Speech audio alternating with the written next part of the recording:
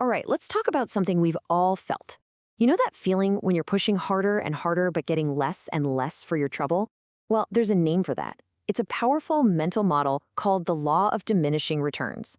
And it basically explains why, past a certain point, more effort just doesn't mean more results. To really get this, we're going to start with an incredible story about the Vikings. Take a look at this.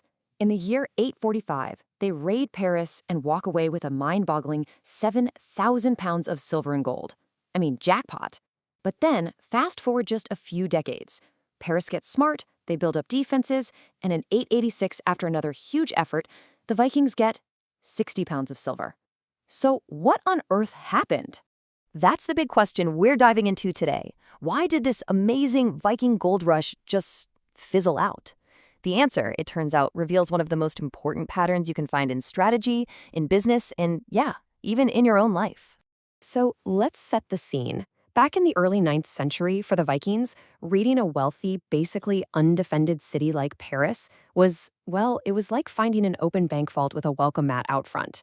Their strategy was simple, it was brutal, and it was wildly, wildly profitable.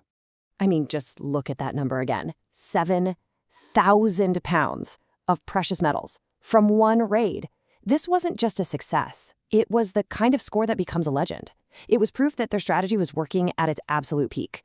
But, as we're about to see, peaks never last forever. So what gives? What's the answer to their big problem? Well, it all comes down to a really powerful mental model. Our source material gives it a fantastic nickname, which I love, the Law of the Lemon. And this is just another name for the Law of Diminishing Returns. So here's the official definition. The law says that as you keep adding more input, more effort, more money, more Viking ships, you eventually hit a point where every extra bit of input you add gives you less and less output back. The key thing to get is that the relationship between what you put in and what you get out isn't a straight line, it's a curve. And this is the best way to picture it. Think about squeezing a lemon. That first squeeze, right? It's easy and you get a ton of juice. The second squeeze, you got to work a bit harder and you get a little less juice. By the 10th squeeze, you are putting in a massive amount of effort, your hand is cramping, and for what? A few sad little drops. By the end, the Vikings were on their 10th squeeze. Now what's so cool is that we can actually map the whole Viking story onto this 4-phase curve. Phase 1, increasing returns. That's their first few raids. It was like a rocket launch. Phase 2, the optimal zone. That was the massive 845 raid. They were like a peak athlete in their prime.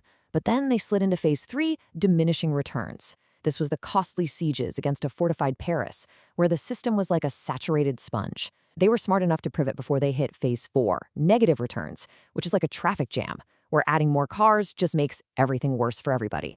So, here's the most important part. Why did this happen? It wasn't because the Vikings got lazy or forgot how to raid, not at all. It happened because the system they were attacking, Paris, got smarter. It fought back. It adapted. And this is exactly how they did it. Paris built walls, they put up defensive towers, they got really clever and built bridges across the river to physically block the Viking longships from even getting close. The Franks even stopped rebuilding their wealthiest churches right away, which literally shrank the prize pool. Their entire military strategy evolved just to shut the Vikings down. So what do you do when your winning strategy starts losing? Well, this question brings us to a Viking leader named Rollo. And Rollo was a strategic genius because he saw they were on a dying curve. He understood that squeezing that lemon harder and harder wasn't the answer. It was time to find a new lemon. And check this out. This shows his brilliant pivot. He completely shifted their strategy. He went from being a raider to being a ruler. Instead of just raiding, he chose to settle. Instead of demanding ransom, he offered to protect. And instead of just leaving and repeating a failing strategy, he decided to stay, to rule, and to tax. He actually founded what we now know as Normandy. This quote from historian Neil Oliver just nails it. This wasn't a surrender. The Vikings weren't defeated. They simply looked at the math and realized that the return on raiding was terrible, but the return on becoming part of the system and ruling was a brand new skyrocketing curve. They traded up. So the huge lesson from Rollo's story is this. When you feel yourself on that 10th squeeze of the lemon, when you know your returns are diminishing, the answer isn't always to just double down and push harder. Often, the smartest move is to completely transform your relationship with the system. Okay, so that's a cool story about Vikings from the 9th century. Why does it matter to you right now? Because I promise you, once you understand this pattern, you are going to start seeing this curve absolutely everywhere. For instance, the source material points to something like exploitation films. In the beginning, a little bit of shock value got a huge audience reaction.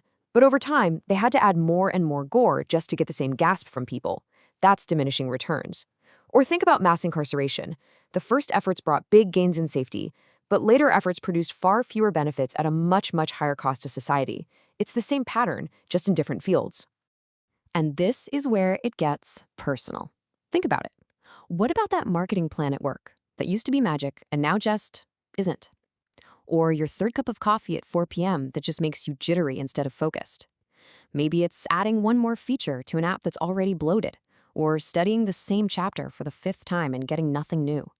You're squeezing a dry lemon. Warren Buffett, of course, summed up the strategy of this perfectly. What the wise do in the beginning, fools do in the end. The wise person gets in when the returns are high, and they know when to pivot once those returns start to fade. The fool is the one who jumps in late, chasing old success stories, and gets stuck fighting for the last drop. So this brings the question right to your doorstep. Take a look at your work, your projects, your habits. Where are you putting in more and more effort for less and less reward? Be honest. Where are you fighting for that last drop? Because the ultimate lesson here, from the Vikings to business to your daily life, is pretty simple. The wise know when to stop squeezing. So the question is, what are you going to do? Will you keep pushing a dying strategy, or will you be like Rollo and have the wisdom to find a new way to win?